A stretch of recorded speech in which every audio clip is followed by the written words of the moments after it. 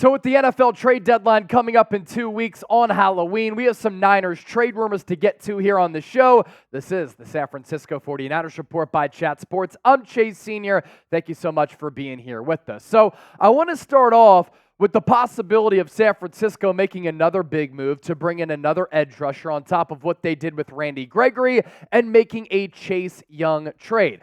This is something that we've lately talked about here on the show, but what's interesting about this right now and why we're bringing this to the forefront, you take a look at the Chase Young trade odds. San Francisco 49ers, 4-1 odds. I think it's always really important to survey, take a look at what the betting markets are saying, and the betting markets are saying right now that the Niners could be one of the destinations to land Chase Young in a trade. You have the Chicago Bears at 2-1 odds, clear favorites there. Detroit Lions at 3-1 odds. And then San Francisco, Philadelphia Eagles, and Baltimore Ravens, all teams that could swoop in and make a move for an edge rusher with a lot of talent, but an edge rusher who's been injured a lot in his respective NFL career. Why Chase Young might get dealt? Let's tackle that part of this story next. The Washington Commanders, surprisingly enough, after drafting him high a few years ago out of Ohio State, where he once played alongside Nick Bosa, did not exercise his fifth-year option. Washington might sell. That is a realistic scenario and outlook for that organization because they're just not ready to contend in the NFC and then in the NFC East alongside Philadelphia and Dallas. And the Commanders here, if they were to trade away Chase Young, with no expectations that they're going to bring him back, sign him to a long-term deal, you could just get value back for a player you might let walk for nothing. The big concern with Chase Young as part of this conversation, injuries. Played 12 combined games in 2021 and 2022 combined after an ugly ACL tear that was a really bad knee injury. This year, though, have to say, he's actually looked pretty good after missing week 1 with a neck injury. 3 sacks in 5 games. He has 7 quarterback hits up to this point. He has 22 pressures. We'll talk more about the pressures and the hurries here. 22 hurries, I should say. 31 pressures, and both of those figures pretty important as part of this conversation because when we transition to Chase Young's Pro Football Focus numbers here in 2023, despite missing the opener with that neck injury, overall grade of 71.9, a pass rush grade of 78.7. That's really, really good. Not much of a run defender. I do think that San Francisco could fortify their run defense a little bit, especially along that defensive line. Maybe bring in a guy like DJ Jones with the Denver Broncos if Denver decides to sell. 179 pass rush snaps, though. 31 total pressures. Those 31 total pressures actually 5th in the NFL up to this point. And it's in a category with a lot of premier players at that position in the NFL. Max Crosby leading all NFL defenders right now with 38 pressures up to this point. Micah Parsons tailing right behind him at 37. Aiden Hutchinson having a monster year 2 with the Detroit Lions, 36 pressures to boot. Bryce Huff of the New York Jets has 34. He's been a surprise player this year. And there you see Chase Young, 31 pressures. This is a potential building block in the future who, if you give up a lot for him and then you sign him to a contract extension and he ends up staying healthy, very good player to play alongside Nick Bosa. What's funny is that they played with one another at Ohio State. Only a couple of games, though, because Bosa had to deal with kind of a core muscle injury his final year with the Buckeyes. San Francisco still drafted him at number 2 back in 2019. And Chase Young, little bit of a younger player at that point in his Ohio State career, but he went on to have a terrific season that year.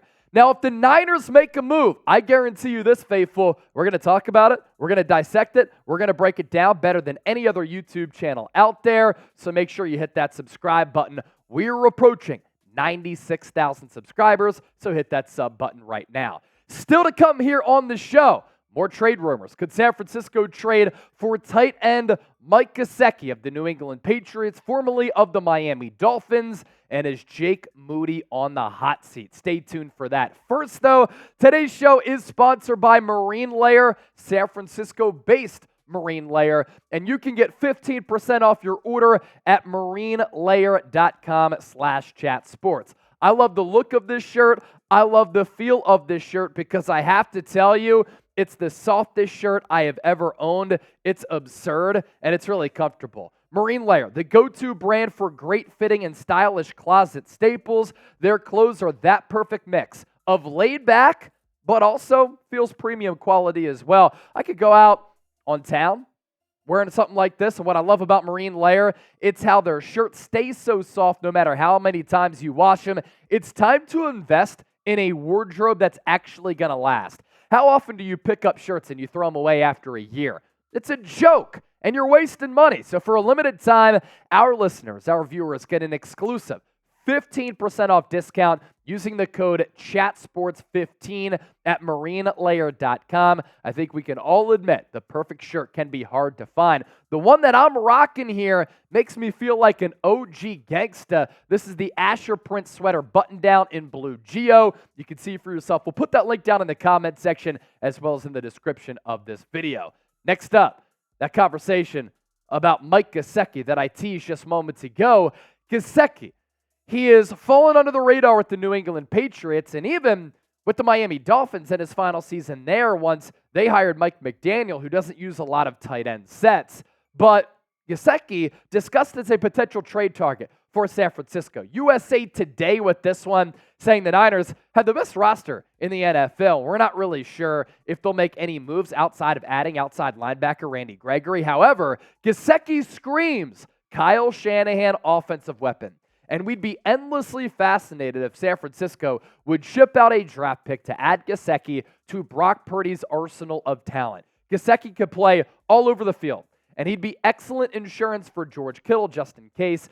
This is the type of team that makes fun luxury trades in the fall, and Gesicki would absolutely qualify for that. Shanahan should give Bill Belichick a call to see if he'd make the deal. Obviously, these two teams have history with these current regimes because Kyle Shanahan and John Lynch traded for Jimmy Garoppolo back a few years ago. The question here becomes, as far as Gesicki goes, do the San Francisco 49ers need a tight end?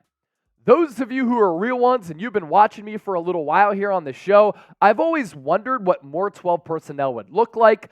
I've always wondered in this offense what more two tight end sets would look like and what a legit backup tight end behind George Kittle would bring this offense. Because Ross Dwelley, Charlie Warner, they haven't been in this year and in years past. And Gesicki, really gifted player. Now for him, he's barely done anything with New England, but that offense has been historically putrid. Mac Jones has pissed down his leg. He's been awful. And Gesicki, I think, is a really legitimate weapon. This year, only 15 catches, $144, 9.5 yards per target. But you look at his best 3-year stretch from 2019 to 2021. This was before the Mike McDaniel regime.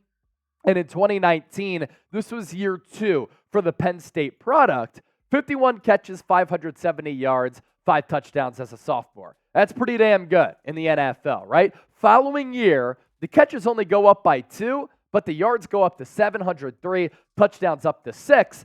And then the following year in 2021, this would have been his 4th year in the NFL, catches all the way up to 73, yards up to 780 with only 2 touchdowns. So this is a capable player who's still young, not much of a blocking tight end, but that goes to show you the weapon that he could be on this offense. Certainly an interesting name to talk about here. So pick a trade target that you'd rather go after. Is it Chase Young, defensive end? Mike Gesicki, another offensive weapon? You let me know down in the comment section.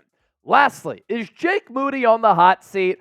Mike Silver had some things to say, and what I have to say to Mike Silver, I feel you, Mike. Mike Silver, like all of us, did not understand the Niners drafting of Jake Moody in the 3rd round. Here's exactly what he had to say. I just don't understand, on a win-now team, which they very much are, why you would get cute and have someone learning on the job. I wrote that in August, and it went well for a few games, and they had a winnable one that they just lost. The larger issue is you get into a playoff situation, and it's a win or else, and it comes down to a kick. You let go of a guy who was 68 for 68. He's had 68 chances in the postseason to mess up a kick, and he's done that 0 times. And you decided, nah, we're good. We're going to go get this rookie. I think 2 men who have made a lot of great decisions, Kyle Shanahan and John Lynch, and assembled the best roster in the land, I will question that one.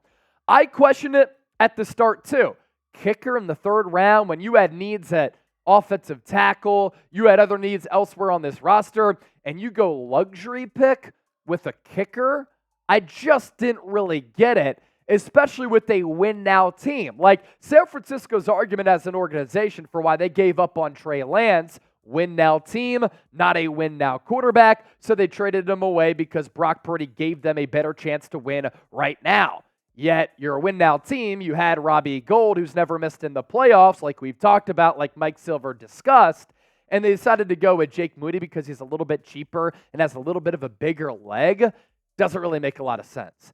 If you could pick a kicker for this team right now, though, are you still rolling with the Rook and Jake Moody, who looked a little bit scared after the game in Cleveland on Sunday, or do you go with the longtime vet, Mr. Clutch, good as gold, Robbie Gould, type RG?